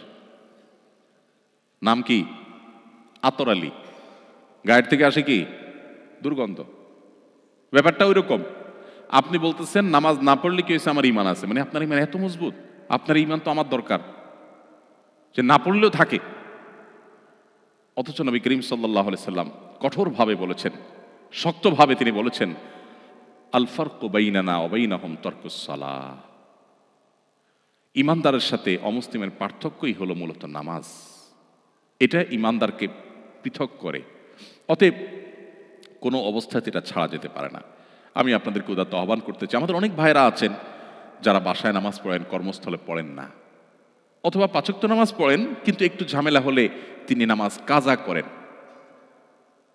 পৃথিবীর অনেক দেশে আমাদের অনেক ভাই বোনরা আছেন যারা আমাদের কাছে প্রশ্ন পাঠান, বলেন ভাই সকাল থেকে নিয়ে নামাজের সময় পাই না, তো আমি একসাথে ডিউটি শেষে বাসায় এসে জোহর আসর মাগরিব এশা একসাথে পড়ি।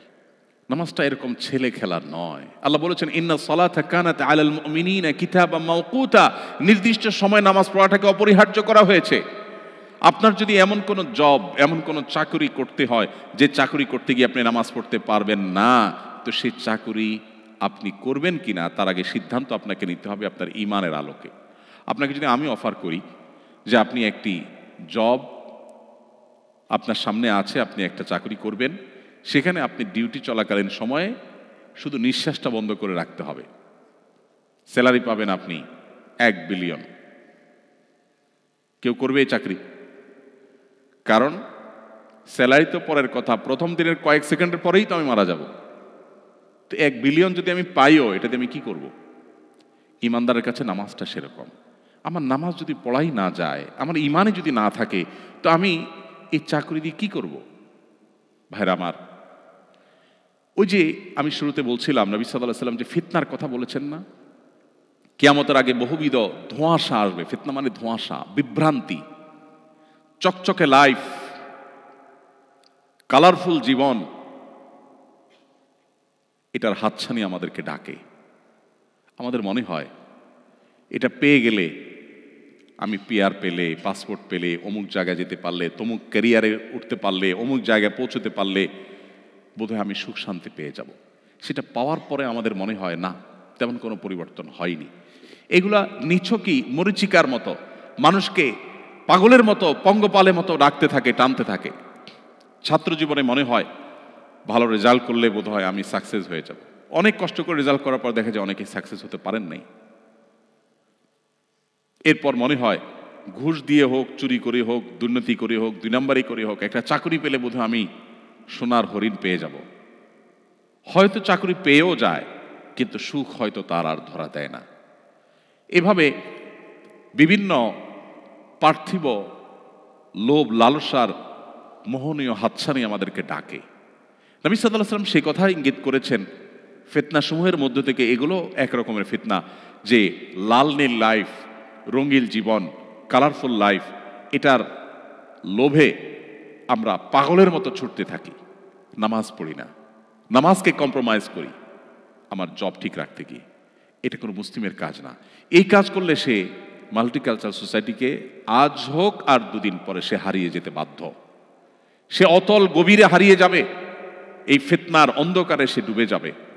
নিজেকে সেভ করার জন্য নামাজটাকে নো কম্প্রোমাইজের লেভেলে রাখার কোনো বিকল্প নাই। আল্লাহ আমাদের সবাইকে 5 ওয়াক্ত নামাজকে সর্বোচ্চ গুরুত্বের সাথে আদায় করার তৌফিক দান করুন। নাম্বার 4, কোরআনে কারীমের তিলাওয়াত বাসা বাড়িতে বিশেষ গুরুত্বের সাথে করা। আমরা এর আগে 2 নম্বর পয়েন্টের অধীনে ইসলামী জ্ঞান অর্জন সম্পর্কে বলেছিলাম যে আপনি মাল্টিকালচারাল সোসাইটিতে আপনার আইডেন্টিটিকে বাঁচাতে হলে আপনাকে ইলম অর্জন করতে হবে, তার জন্য কোরআন অধ্যয়ন করতে হবে, বুঝে কোরআন পড়বেন, কোরআনের তাফসির পড়বেন, ওলামাদের তত্ত্বাবধানে পড়বেন।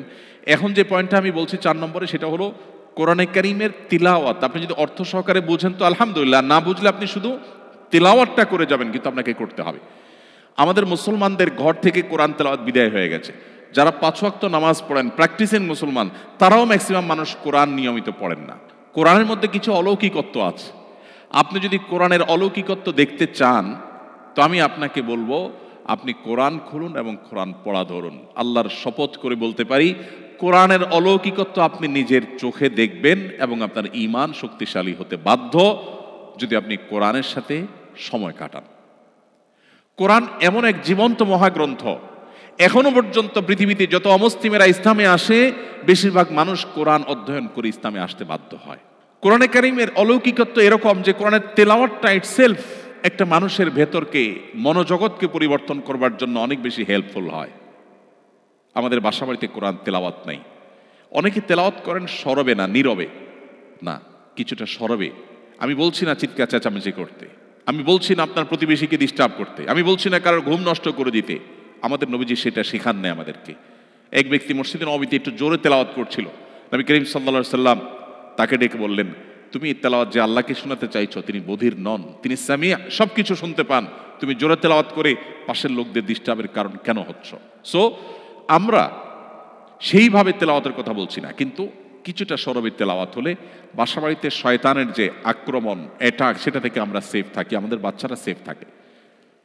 কিন্তু সেই তেলাওয়াত নাই। এখন পড়লেও আজকাল মোবাইলে গুনগুনিয়ে বা চুপে আমরা পড়ি। কিছুটা সরবে বাসাবাড়িতে তেলাওয়াত হওয়া দরকার, তাহলে শয়তানের আখড়ায় পরিণত হয় না। এবং শয়তান যে আমাদেরকে স্পিরিচুয়ালি অ্যাটাক করে এটা আমরা বুঝি না। হয়তো নামাজ কালাম পড়ছি, হয়তো আমার মা বোন হিজাব করছেন, হয়তো অনেক ভালো কাজ করছেন, কিন্তু ধীরে ধীরে তার ঈমান দুর্বল হয়ে যাচ্ছে। নামাজ পড়তে তার ভালো লাগে না, কোরআন তেলাওয়াত করতে ভালো লাগে না, বাচ্চা সব পড়তে চায়, কোরআনটা পড়তে চায় না। এই জাতীয় সমস্যাগুলো সাধারণত যখন আমাদের ঈমানি শক্তি দুর্বল হতে থাকে, স্পিরিচুয়াল পাওয়ার যখন দুর্বল হতে থাকে, তখন আমাদের এই সমস্যাগুলো দেখা দেয়। আর এটা থেকে বাঁচার জন্য, এটাকে ওভারকাম করার জন্য আমাদের সবচেয়ে গুরুত্বের সাথে কোরআনের তেলাওয়াতকে নিয়মিত অব্যাহত রাখতে হবে। প্রতিদিন একটা সময় আপনি কোরআনের সাথে কাটাবেন, হোক সেটা 10 মিনিট, হোক সেটা 5 মিনিট, আপনাকে কোরআনের সাথে সুনিবিড়ভাবে সময় কাটাতে হবে। কোরআনের এই অলৌকিকত্ব আপনার ঈমানকে সেভ করার জন্য হেল্প করবে। এর পাশাপাশি সকাল সন্ধ্যার দোয়া এবং জিকিরের কথা আমি বলবো। আপনি যখন সকাল সন্ধ্যার বিশেষ করে রক্ষা কবচ দোয়াগুলো পড়বেন, সারাদিনের জন্য শয়তান আপনাকে আক্রমণ করতে পারবে না, আপনাকে আল্লাহ তাআলা সেভ করবেন। আবার সন্ধ্যা যখন পড়বেন, সারা রাতের জন্য আল্লাহ তাআলা আপনাকে নিরাপদে রাখবেন। এই জন্য সকাল সন্ধ্যার দোয়াগুলো খুব গুরুত্বের সাথে পড়া। আমাদের ছোট্ট একটা চটি বই সকাল সন্ধ্যার দোয়া এবং জিকিরের, এটার ইংলিশ এবং বাংলা 2 ভার্সনই আছে।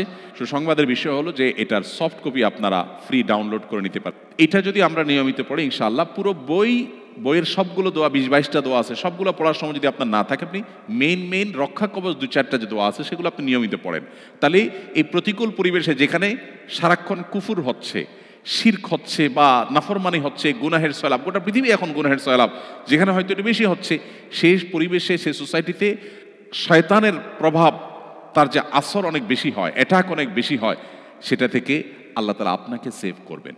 এই জন্য কোরআন তেলাওয়াতের পাশাপাশি সকাল সন্ধ্যার দোয়াগুলো এবং রুকিয়া শরঈয়া।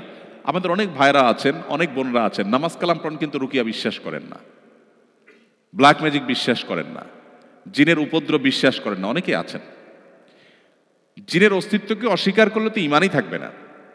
কারণ কোরআনে কারিমে সূরা জিন নামে একটা সূরা আছে, এবং জিনের এই বিষয়গুলো নিয়ে যদি কারো সংশয় থাকে, তিনি যদি সত্যি জানতে আগ্রহী হন, তিনি এটা বিষয়টা এমন, এটা শুধু বিশ্বাসের বিষয়, এটা উপলব্ধি করা যায়, একদম চোখের সামনে তিনি দেখতে পাবেন, এই উপস্থিতি তিনি টের পাবেন, কিন্তু তাকে সেটার জন্য চেষ্টা করতে হবে।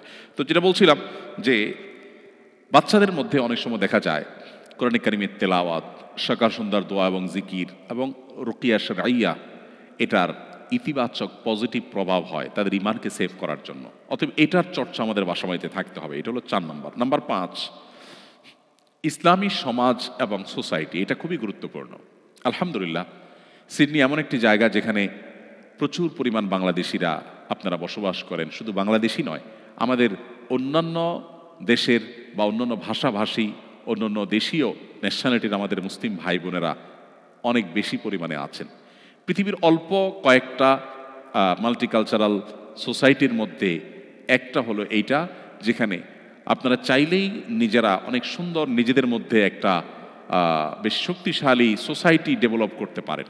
এটার মধ্য দিয়ে নিজেদের ঈমান আমলকে সেভ করাটা ইজি হয়। মানুষ যখন বিচ্ছিন্ন থাকে, তখন তার দ্বারা ঈমান আমলকে সেভ করা, নিরাপদে রাখাটা কঠিন হয়ে পড়ে। অতএব এই সোসাইটি মেনটেন করা, এই যে আমরা এখানে আসলাম, এটা পার্ট অফ দ্যাট। এরকম একটা উদ্যোগ হতে হলো যে আমরা এখানে সবাই একত্র হলাম ঈমানের আলোচনা করার জন্য। এরকম বড় আকারে না হলো, আপনার মসজিদে, আপনার মহল্লাতে ছোট আকারে হতে পারে।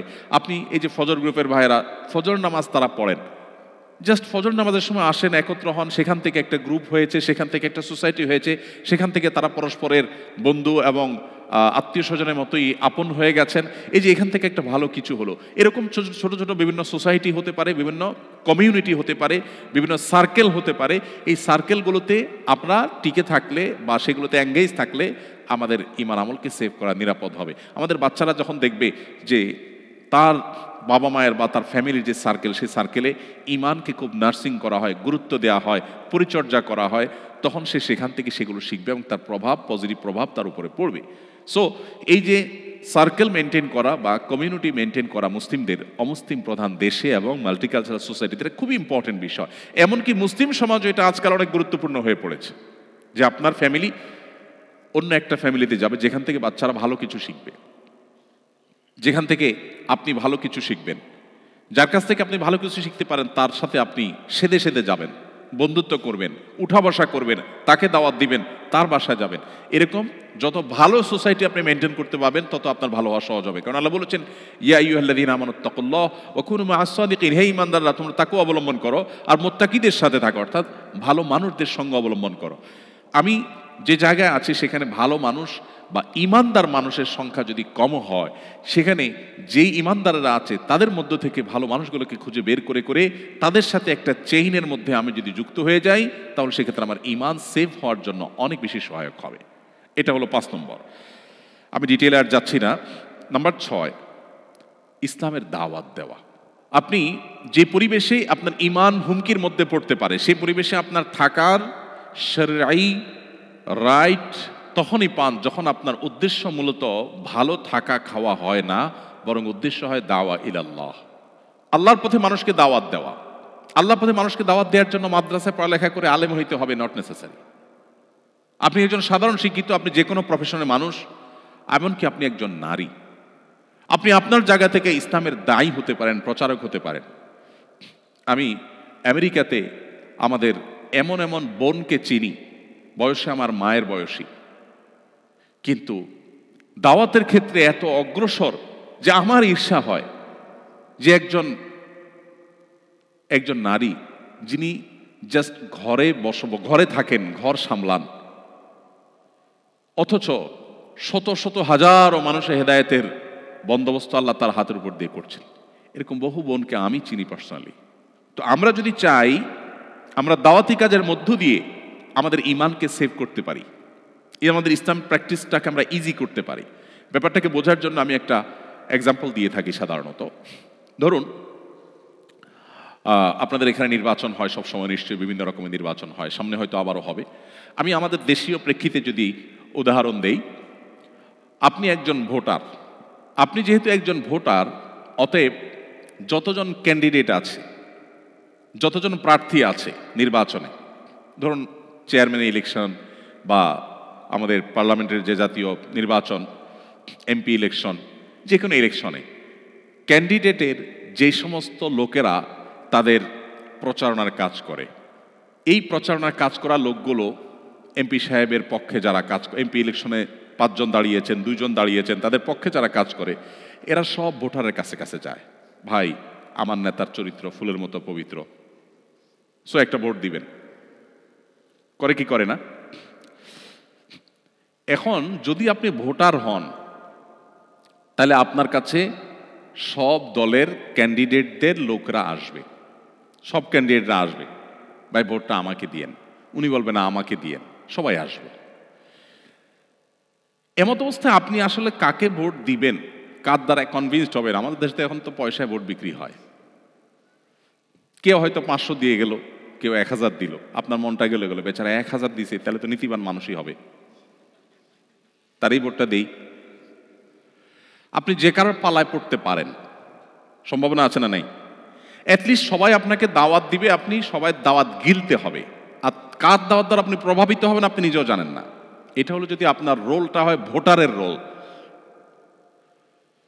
আপনার রোলটা যদি ভোটারের রোল না হয়ে কোনো প্রার্থীর পক্ষে প্রচারকের রোল হয়,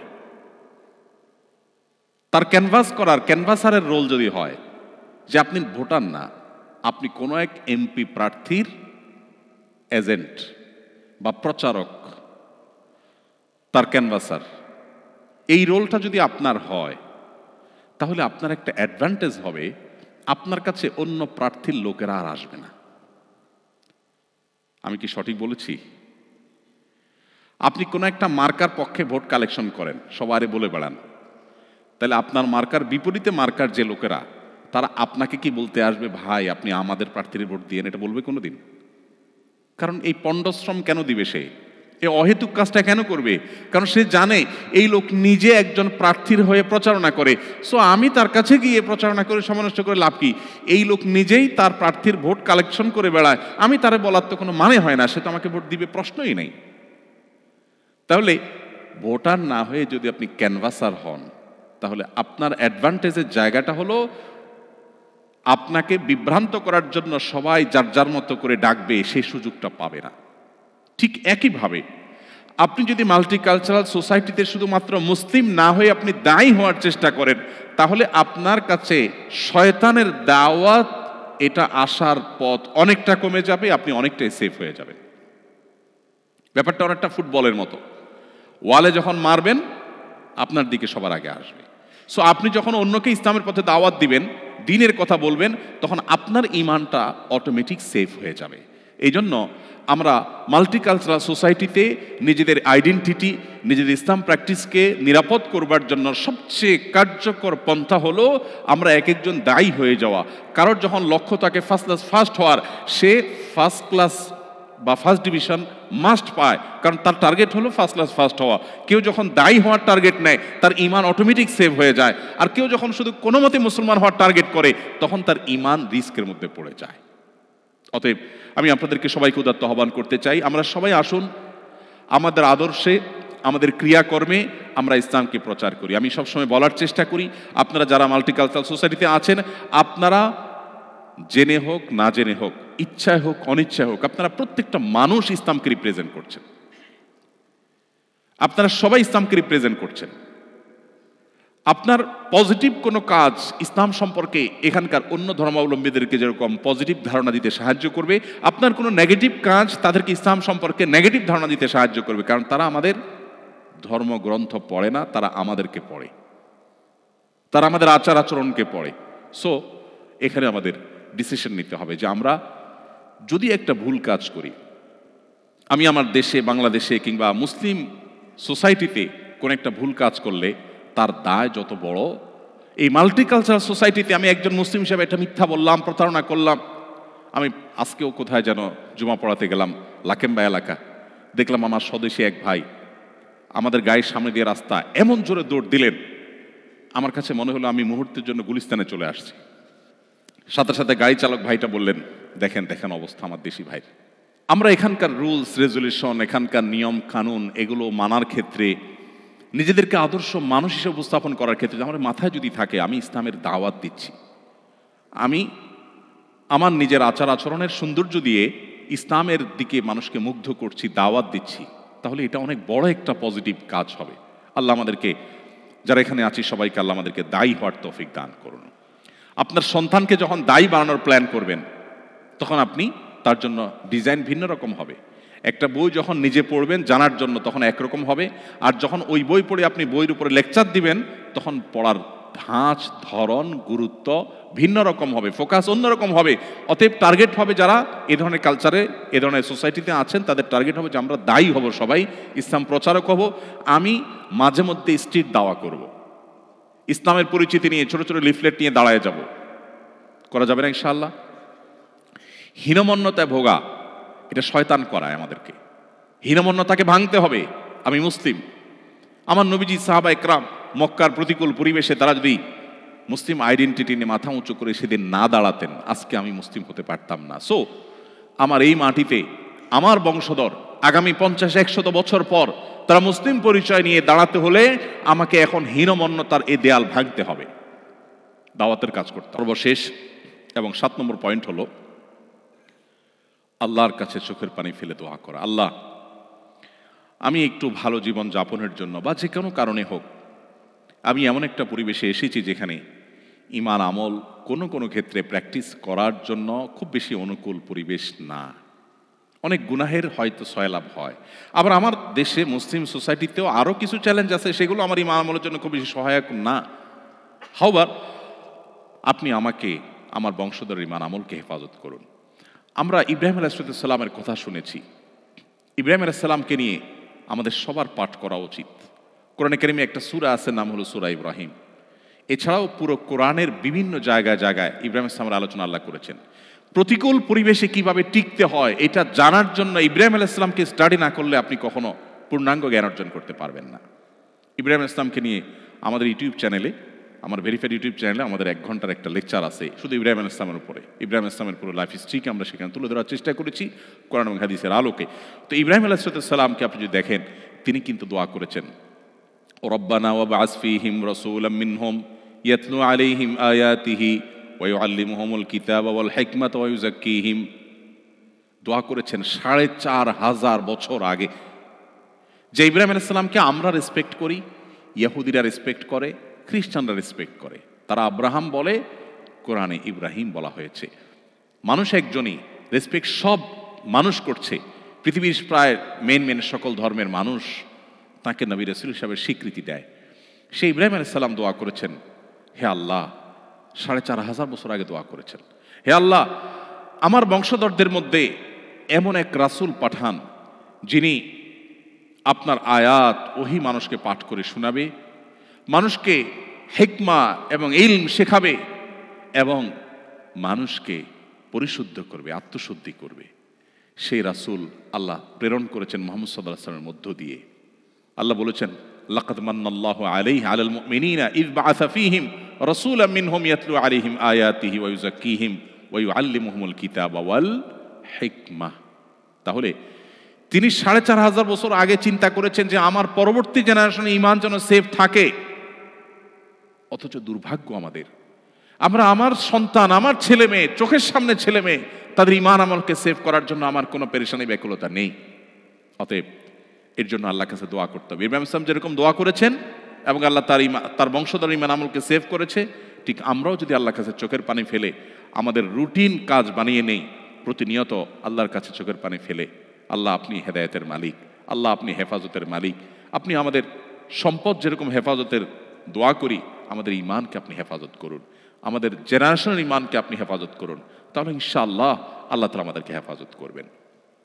আমি আবারও এক নজরে 7টি পয়েন্ট জাস্ট একবারে বলে দিচ্ছি। নাম্বার 1, শক্তিশালী ঈমান লাগবে প্রতিকূল পরিবেশে নিজেকে টিকিয়ে রাখবার জন্য। শক্তিশালী ঈমান লাগবে। সাধারণ পানিতে সাঁতার কাটার জন্য যে পরিমাণ শক্তির দরকার হয়, স্রোতের বিপরীতে ঢেউয়ের উল্টো দিকে সাঁতার কাটতে গেলে আরো বেশি শক্তির প্রয়োজন হয়।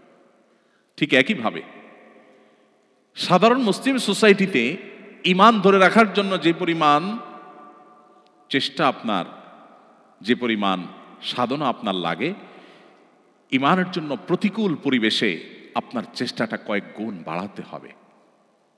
তাহলে আপনার চাইতে সৌভাগ্যবান কেউ হবে না। আপনি এখানে একটা উন্নত লাইফ লিড করছেন, আবার জান্নাতে যাওয়ার বন্দোবস্ত করে গেলেন। আপনি সেই মানুষ যাকে নিয়ে আমার ঈর্ষা হওয়ার কথা যে আমি বাংলাদেশে এত সুন্দর জীবনযাপন করতে পারি না, আপনি এখানে যত সুন্দর জীবনযাপন করছেন, আবার আপনার জান্নাতকেও নিজের করে নিয়েছেন। এটাকেই বলে রব্বানা আতিনা ফিদ দুনিয়া হাসানা ওয়া ফিল আখিরাতি হাসানা। আল্লাহ আমাদেরকে সেরকম সৌভাগ্যবান মানুষ হওয়ার তৌফিক দান করুন। তাহলে প্রথম হলো শক্তিশালী ঈমান অর্জন করা। ঈমান অর্জন করার জন্য কয়েকটি পয়েন্ট আমি বলেছিলাম। ইসলামের মর্ম বোঝা, নতুন করে ইসলামটাকে জানা, ইসলামের আসলে মিনিংটা কি, আমি সেজদা দিচ্ছি এর মিনিংটা কি, আল্লাহকে আমি রব বলছি, আল্লাহর দাস বলছি। আমি কেউ কারো দাস হতে চায়, বাট আমি আল্লাহর দাস হতে চাইছি। এর মধ্যে আবার প্রাউড করার কি আছে, এর মর্মটা কি, এখানে প্রাউড করার সূত্রটা কি, সোর্সটা কি, কি কারণে আমি আল্লাহর গোলাম হয়েও প্রাউড করবো? ওয়াই? এর তো সূত্র আছে। একজন আমাদের দেশীয় ভাষায় আমি বলি, রাজনৈতিক নেতাদের আগায় যোগায় যে দেয় আর কি, সাথে থাকে, সব কাজকাম করে আর কি, ব্যক্তিগত কাজকাম করে, এরা আমাদের দেশে গ্রাম্য ভাষায় বলে চামচা। না, আপনারা জানেন তো এটা, গ্রাম্য ভাষায় বলে চামচা। কিন্তু একই কাজ যদি প্রেসিডেন্টের করে, প্রধানমন্ত্রীর করে, কোনো মন্ত্রীর করে, তখন সেই লোকটারে কি বলে? পিএস। কাজ অলমোস্ট একই, না? এখন এই যে নাম পরিবর্তন হয়ে গেছে, কারণ কি? কারণ তার ডিউটি যার করছে ওই লোকটার চেয়ারটা যত বড়, এই লোকটার পদটাও তত বড়। এখন গ্রামের মনে করেন চেয়ারম্যান সাহেবের চামচা। এটা শুনতে কি খুব ভালো শোনা যায়? কেউ এটাকে খুব প্রাউড করে বলে না। কিন্তু যদি বলে যে আমার খালাতো ভাইয়ের, ফুফাতো ভাইয়ের, তালতো ভাই, তিনি মহামান্য প্রেসিডেন্টের পিএস এর ছোট ভাই, তিনজন মানুষের সাথে গল্প দিচ্ছে, সেখানে গল্প দিতে দিতে উনি চলে গেছে ওখানে, ও তালতো ভাইয়ের, খালতো ভাইয়ের, ফুফাতো ভাইয়ের ছোট ভাই পরিচয় দিচ্ছে, কোনো প্রসঙ্গ নাই, তারপরে ঘুরে ফিরে টেনে টেনে ওই জায়গায় আনছেন। কারণ কি? তিনি ভাব নিতে চান, এটা গর্ব করতে চান। একই কাজ শুধুমাত্র চেয়ারম্যান করার কারণে, যেখানে প্রাউড করার কিচ্ছু নাই, বরং আরো লজ্জাস্কর একটা তকমা শুনতে হয়, মহামান্য প্রেসিডেন্টের যখন হয় তখন কাজটা অনেক গৌরবের হয়। সবাই তার নম্বর নিতে চায়, ভাইরে বিপদে পড়লে ফোন দেব। ভাইরা আমার, মানুষ মানুষের দাস হতে চায় না, মানবীয় প্রকৃতি কেউ কারো দাস হতে চায় না, সবাই স্বাধীনতা চায়। কিন্তু এ দাসত্ব যদি হয় এই নবমণ্ডল এবং ভূমণ্ডলের সৃষ্টিকর্তার, তখন সেটা হয় গর্বের, সেটা হয় প্রাউড করার। কেন আমরা গোলাম হতে চাই? ইসলামের মর্মকে বোঝার চেষ্টা করা। আমরা সেভাবে ইসলামটাকে বোঝার সুযোগ পাই নাই। আমরা শুধু ছোটবেলায় মক্তবে কালিমায়ে তয়্যিবা, শাহাদা, ইমানে মুজমাল মুফাসসাল পড়ে মুসলমান হয়ে গেছি, যার কারণে আমাদের ইমানটা ঠুনকো হয়ে যাচ্ছে।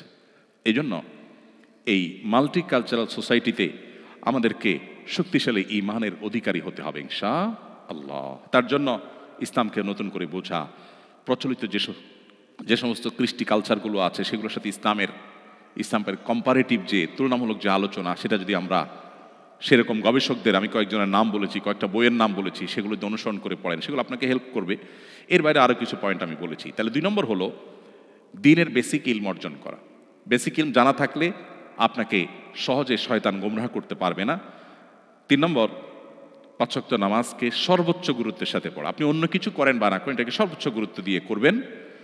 এবং 4 নম্বর হলো কোরআনে কারীমের তিলাওয়াত সকাল সন্ধ্যার এবং বিভিন্ন সময়ের দোয়া জিকির, এবং শয়তান থেকে রক্ষা কবচ যে আমলগুলো আছে সে আমলগুলো কন্টিনিউ করতে থাকা, এগুলো আপনাকে সেফটি নিয়ে দিবে।